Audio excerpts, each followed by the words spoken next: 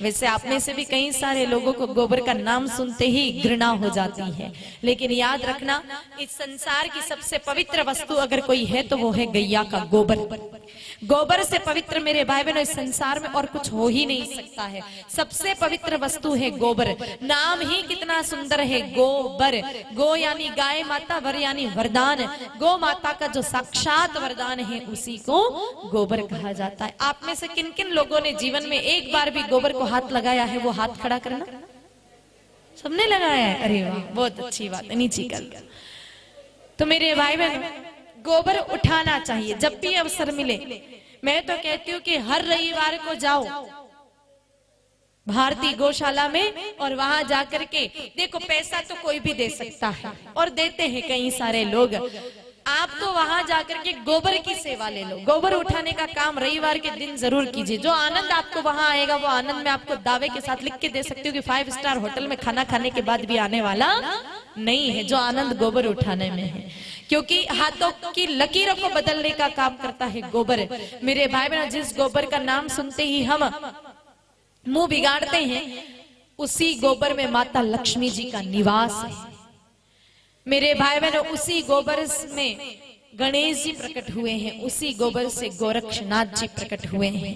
आप लोग कहते हैं ना कभी कभी गोबर गणेश कहते हैं ना, तो लोग उसका अलग मतलब निकाल देते हैं, लेकिन गोबर गणेश का मतलब क्या है? क्योंकि गोबर से ही गणेश जी का प्रकटीकरण हुआ है। कैसे? आप लोगों ने ये सुना है कि पार्वती माता ने अपने मेल से पुतला बनाया और उस पुतले में प्राण फूंक करके गणेश जी का प्रकटीकरण कर लिया। लेकिन अब थोड़ा इस विषय को और गहराई से समझिए कि एक बार जब पार्वती माता को व्रत करना था तो उस व्रत की पारणा के लिए उनको स्नान करना था। स्नान से पहले उनको विचार आया कि भोले बाबा है नहीं और उनकी अनुपस्थिति में स्नान करूं तो कोई राक्षस आ जावे, कोई अन्य व्यक्ति आ जाए और मुझे स्नान करते हुए देख ले तो मेरा पतिव्रत धर्म खंडित हो जावे, तो क्या करें?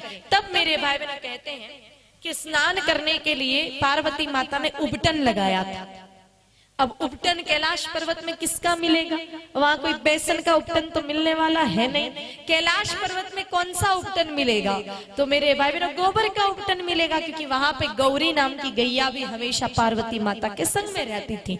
तो उपटन के लिए उन्होंने गोबर पूरे शरीर में लगाया और उस गोबर को ही मल करके उसका पुतला बना करके मेरे भाई बहनों उसमें प्राण फूंक दिए और उस प्राण को फूंकने से गणेश जी का प्रकटीकरण हो गया। तो मेरे भाई बहनों जो लोग गोबर से घृणा करते हैं उस व्यक्ति पर गणेश जी की अथवा लक्ष्मी माता की बिल्कुल कृपा हो ही नहीं सकती, क्योंकि गणेश जी का तो प्रकटीकरण ही गोबर से हुआ है। गोरखनाथ जी का नाम सुना है आप लोगों ने? गुरु गोरखनाथ जी, उनका प्रकटीकरण भी गोबर से हुआ है। घटना आती है कि गोरखनाथ जी के जो गुरु जी थे उनका नाम था मत्स्येंद्र नाथ जी।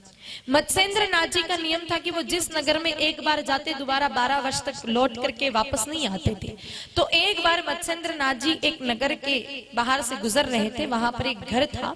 तो विचार किया कि अभी मेरे भिक्षा का समय हो चुका है, क्यों ना मैं इस घर से भिक्षा मांग लूं। उस घर के बाहर जाकर के उन्होंने आवाज लगाई, आदेश मैया भिक्षा दीजिए। उस समय एक महिला हाथ में भिक्षा लेकर के मेरे भाई बहनों बाहर निकली, लेकिन वो महिला बहुत उदास थी, दुखी थी, उसका चेहरा उतरा हुआ था। और संत हृदय नवनीत समाना, संत कभी दूसरों की पीड़ा को देख नहीं सकते, इसीलिए मेरे भाई बहनों संत भगवान ने भिक्षा लेने से पहले पूछा कि मैया आप बड़ी उदास नजर आ रहे हो, आपको क्या दुख है, मुझे बताइए। कहा महाराज दुखी तो हूं, लेकिन आपको बताने से भी दुख मिटने थोड़ी वाला है। कहा बताइए तो सही, अगर हमारे बस में होगा तो हम जरूर मिटाएंगे। तब मेरे भाई बहनों उन मैया ने कहा कि प्रभु आप देख रहे हैं हम इतना बड़ा घर बार लेकर के बैठे हैं, लेकिन खाने वाली संतान नहीं, औलाद नहीं है, ये बहुत बड़ा दुख है मेरे जीवन में। तो मत्स्येंद्र नाथ जी को दया आ गई। उनके पास में एक झोला था, उस झोले में से राख निकाली। राख जानते ना, विभूति। तो वो राख निकाल करके दे दी। कहा मैया इसको आप जीम लेना, आपके संतान हो जाएगी। इतना कहकर भिक्षा लेकर मत्स्येंद्र नाथ जी चले गए। अब दोबारा 12 वर्ष बाद उसी नगर के उसी घर के बाहर से मत्स्येंद्र नाथ जी फिर गुजर रहे थे। घर देखते ही याद आ गया कि अरे ये तो वही घर है जहाँ 12 साल पहले मैंने भिक्षा ली थी, और इस घर में जो मैया जी रहते थे उनके कोई संतान नहीं थी, वो दुखी थी। चलो अभी भी भिक्षा का समय हुआ है तो इसी घर से पुनः भिक्षा मांग लो, अभी अभी तक मैया के बच्चे हो गए होंगे, संतान हो गई होगी तो उनको भी देख लूंगा। ये विचार करके पुनः उसी घर के बाहर खड़े होकर के आवाज लगाई, आदेश मैया भिक्षा दीजिए। वही महिला हाथ में भिक्षा लेकर के पुनः बाहर निकली, लेकिन जो उदासी, जो दुख मेरे भाई बहनों 12 वर्ष पूर्व चेहरे पर था, आज भी वही उदासी और वही पीड़ा चेहरे पर है। मत्स्येंद्र नाथ जी ने कहा, अरे मैया आप अभी तक दुखी हैं, आपका दुख नहीं मिटा? कहा नहीं महाराज, दुख तो नहीं मिटा। कहा क्यों मैया, आपके संतान नहीं हुई? कहा ना महाराज, संतान भी नहीं हुई। क्यों, आपने वो विभूति नहीं खाई, राख नहीं खाई जो मैंने आपको दी थी? कहा नहीं महाराज, वो तो मैंने नहीं खाई। कहा क्यों नहीं खाई मैया, अभी तक खा लेते तो संतान हो जाती है और अभी तक तो बड़ी भी हो जाती है आपकी संतान, तो फिर खाई क्यों नहीं? तब उस माँ ने संकोच से कहा कि महाराज जब आप पधारे थे 12 वर्ष पूर्व, तब मैं शर्मवश आपको कुछ कह नहीं पाई, संकोचवश कुछ कह नहीं पाई, लेकिन आप आए उससे 5-7 वर्ष पूर्व, यानी कि लगभग आज से 17-18 वर्ष पूर्व मेरे पति की मृत्यु हो चुकी थी। मैं विधवा नारी हूँ। अगर आपका दिया हुआ प्रसाद खा ली थी तो मुझे प्रसाद पे संदेह नहीं था, निश्चित में गर्भवती हो जाती और अभी तक मेरे संतान हो जाती, पर विधवा के संतान हो जाती तो लोग मुझे जगत में रहने नहीं देते, लोग मुझे चरित्रहीन समझते, इसलिए मैंने लोग लाज के कारण वो विभूति नहीं खाई। तो नहीं खाई तो फिर कहाँ रखी?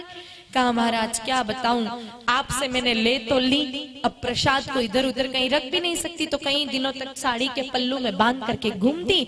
और एक दिन में गई कथा में, मैंने कथा में महाराज जी के मुंह से सुना कि गोबर से पवित्र इस संसार में और कुछ भी नहीं होता है। तो मैंने जैसे घर पे आके देखा, मेरे गैया ने गोबर किया हुआ था, उसमें वो विभूति डाल दी। विभूति गोबर में डाल दी मैया? कहा हाँ। तो वो गोबर तो अब तक सूख करके छाना बन गया होगा, उपला कंडा। कहा हाँ। कहा आपने उसको जला दिया या अभी संभाल के रखा? कहा नहीं नहीं, उसमें आपका प्रसाद है, उसको जला कैसे देती, वो तो जैसा था वैसा के वैसा अभी पड़ा है, मैंने तो उसको छेड़ा ही नहीं। कहा फिर उस कंडे को लेके आओ।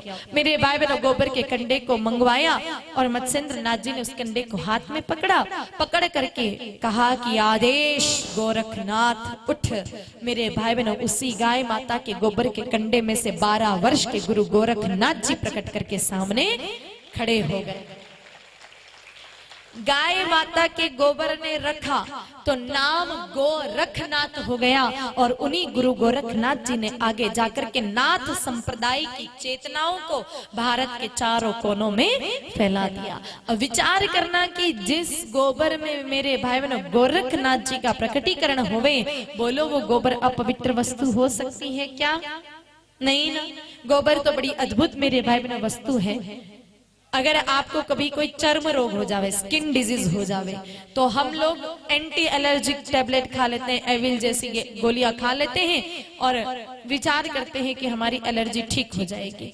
लेकिन आपको इन सब चक्करों में पड़ने की जरूरत नहीं है। अगर आपको चर्म रोग हो गया, कोई स्किन डिजीज हुई, कोई दाद खाज खुजली जैसी समस्या हो रही है, तो आप देसी गौ माता जी के गोबर को अपने शरीर पर लगा करके थोड़ी देर रहने दो और फिर आप साफ जल से स्नान कर लीजिए, आपका चर्म रोग उसी समय खत्म हो जाएगा, आपकी खुजली मेरे भाई बहन उसी समय